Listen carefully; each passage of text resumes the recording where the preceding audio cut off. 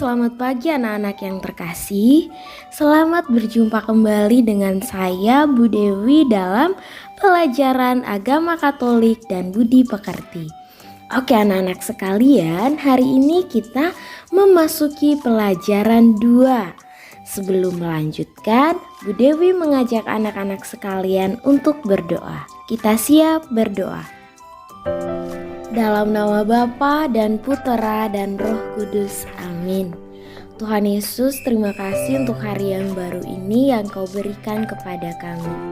Tuhan yang Maha Baik, hari ini kami belajar mengenal anggota keluarga kami. Mampukan kami untuk mendalami pelajaran ini agar setelah pelajaran ini selesai, kami mampu menjadi tanda cinta di tengah keluarga kami. Amin. Dalam nama Bapa dan Putera dan Roh Kudus. Amin. Baik anak-anak yang terkasih, hari ini kita memasuki pelajaran 2. Kita akan belajar tentang anggota keluarga kita. Mari kita simak bersama penjelasan berikut ini. Keluarga adalah anugerah Allah.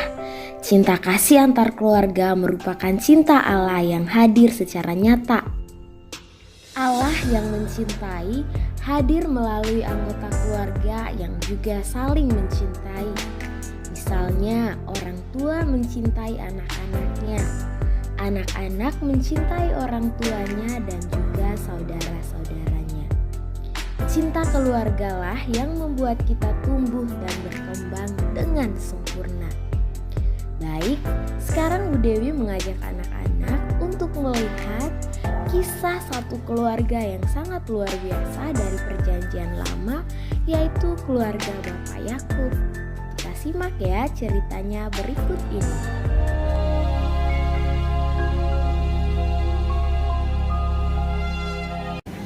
Setelah lewat ke-7 tahun kelimpahan yang ada di tanah Mesir itu, mulailah datang 7 tahun kelaparan, seperti yang telah dikatakan Yusuf. Sementara itu, Yusuf telah menjadi mangku bumi di negeri itu.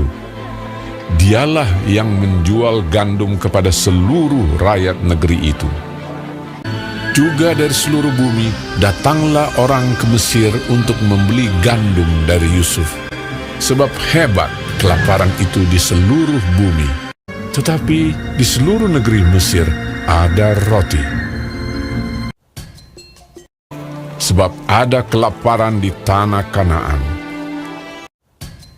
Setelah Yakub mendapat kabar bahwa ada gandum di Mesir, berkatalah ia kepada anak-anaknya, "Pergilah ke sana dan belilah gandum di sana untuk kita, supaya kita tetap hidup dan jangan mati."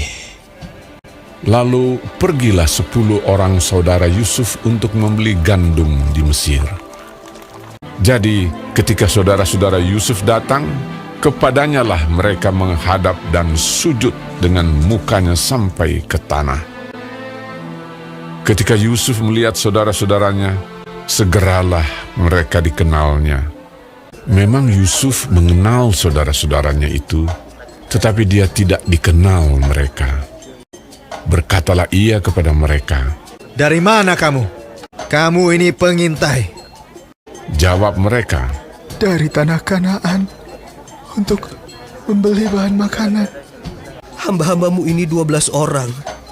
Kami bersaudara, anak dari satu ayah di tanah Kanaan. Tetapi yang bungsu sekarang ada pada ayah kami, dan seorang sudah tidak ada lagi."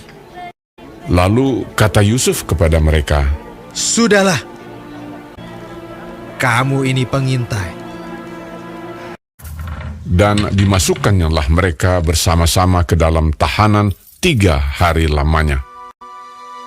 Pada hari yang ketiga berkatalah Yusuf kepada mereka, "Biarkanlah dari kamu bersaudara tinggal seorang terkurung dalam rumah tahanan.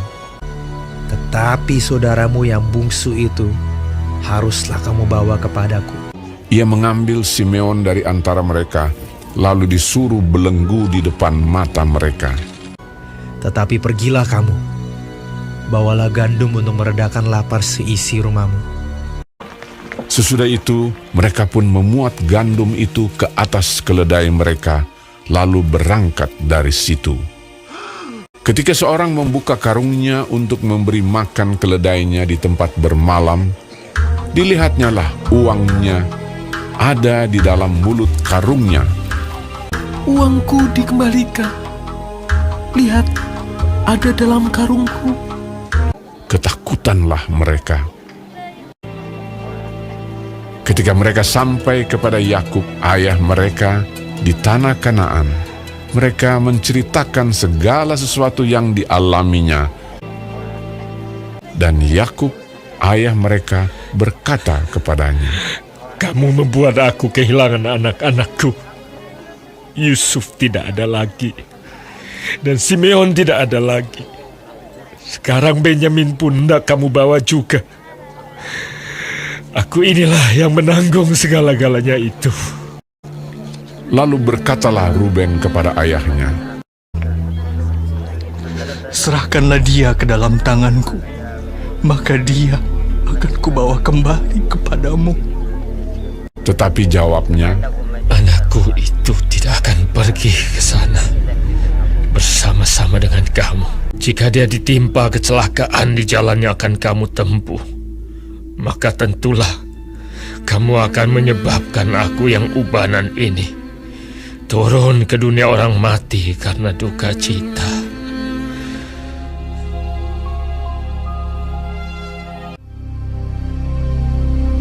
hebat sekali kelaparan di negeri itu. Dan setelah gandum yang dibawa mereka dari Mesir habis dimakan, berkatalah ayah mereka, Pergilah pula membeli sedikit bahan makanan untuk kita. Lalu Yehuda menjawabnya, Orang itu telah memperingatkan kami dengan sungguh-sungguh. Jika engkau mau biarkan adik kami pergi bersama-sama dengan kami, maka kami mau pergi ke sana dan membeli bahan makanan bagimu, supaya kita tetap hidup dan jangan mati. ayah mereka berkata kepadanya, Jika demikian, ambillah hasil yang terbaik dari negeri ini, dan bawalah uang 2 kali lipat banyaknya. beserta Benyamin juga, mereka bersiap dan pergi ke Mesir. Ketika Yusuf melihat Benyamin bersama-sama dengan mereka, lalu segeralah Yusuf pergi dari situ, sebab hatinya sangat terharu merindukan adiknya itu. Ia masuk ke dalam kamar, lalu menangis di situ. Berkatalah ia kepada kepala rumahnya, Bawalah orang-orang ini ke dalam rumah, sebab orang-orang ini akan makan bersama-sama dengan aku.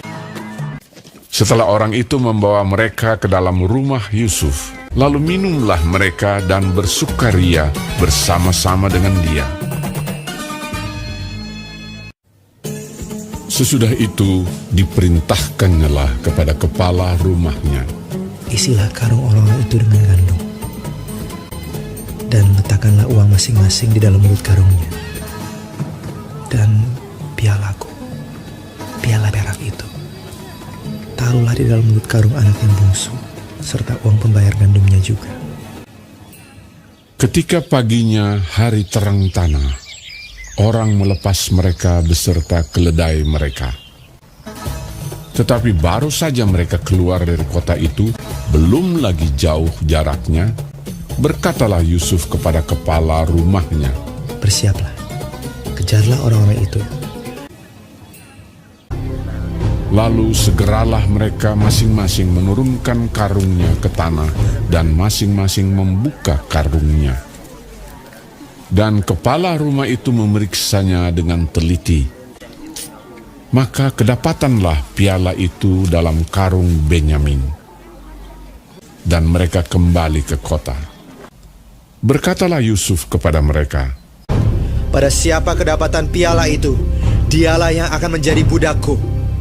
Kami masih mempunyai ayah yang tua. Ayahnya sangat mengasihi dia. Apabila anak itu tidak bersama-sama dengan aku, Aku tidak akan sanggup melihat nasib celaka yang akan menimpa ayahku. Ketika itu Yusuf tidak dapat menahan hatinya lagi di depan semua orang, dan Yusuf berkata kepada saudara-saudaranya, Akulah Yusuf, saudaramu yang kamu jual ke Mesir. Menangislah ia keras-keras. Maka mendekatlah mereka. Yusuf mencium semua saudaranya itu, dan ia menangis sambil memeluk mereka. Sebab untuk memelihara kehidupanlah Allah menyuruh aku mendahului kamu. Ketika dalam istana Firaun terdengar kabar bahwa saudara-saudara Yusuf datang, hal itu diterima dengan baik oleh Firaun. Lalu berkatalah Firaun, Bawalah kereta dari tanah Mesir untuk anak-anakmu dan istri-istrimu, jemputlah ayahmu dari sana, dan datanglah kemari. Maka aku akan memberikan kepadamu apa yang paling baik di tanah Mesir. Yusuf memberikan kereta kepada mereka, juga diberikan kepada mereka bekal di jalan. Demikianlah mereka pergi dari tanah Mesir dan sampai di tanah Kanaan kepada Yakub ayah mereka. Mereka menceritakan kepadanya, Yusuf masih hidup. Bahkan dialah yang menjadi kuasa atas seluruh tanah Mesir. ketika mereka menyampaikan kepadanya segala perkataan yang diucapkan Yusuf. Dan ketika dilihatnya kereta yang dikirim oleh Yusuf untuk menjemputnya, maka bangkitlah kembali semangat Yakub, ayah mereka itu. Anakku Yusuf masih hidup. Aku mau pergi lihatnya sebelum aku mati.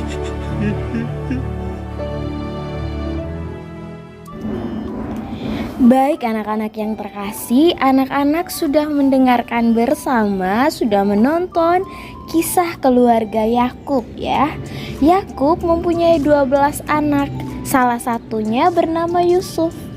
Tetapi karena keserakahan saudara-saudaranya, Yusuf dijual ke Mesir dan hidup menderita sebagai budak. Tetapi Tuhan menolong Yusuf.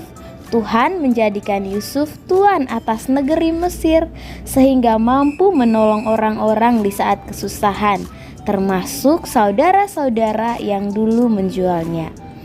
Hal ini menunjukkan bahwa tidak ada keluarga yang sempurna. Anggota keluarga kita pasti pernah dan akan menyakiti hati kita. Tetapi jika kita memiliki cinta untuk memaafkan, hidup kita dalam keluarga akan bahagia. Kita lihat Bapak Yusuf. Yusuf mampu memaafkan saudara-saudaranya karena Tuhan tinggal dalam hatinya. Ini berarti bahwa keluarga atau orang yang mendekatkan diri pada Tuhan akan mengalami yang namanya kebahagiaan.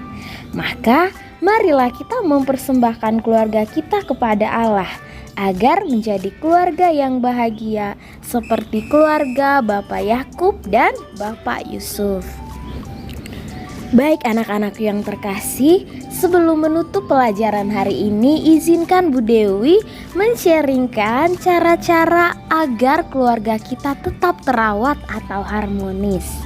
Nah anak-anak, keluarga itu ibarat tanah yang diolah untuk menumbuhkan benih. Tanah yang baik akan menumbuhkan benih yang baik pula. Bagaimana mengolah tanah keluarga agar menjadi subur? Ada banyak hal yang dapat dilakukan.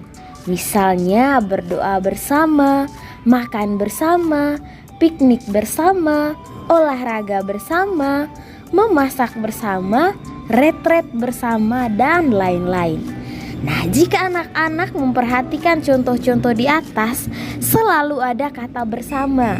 Hal itu menunjukkan bahwa Yang mampu merawat keutuhan keluarga adalah waktu.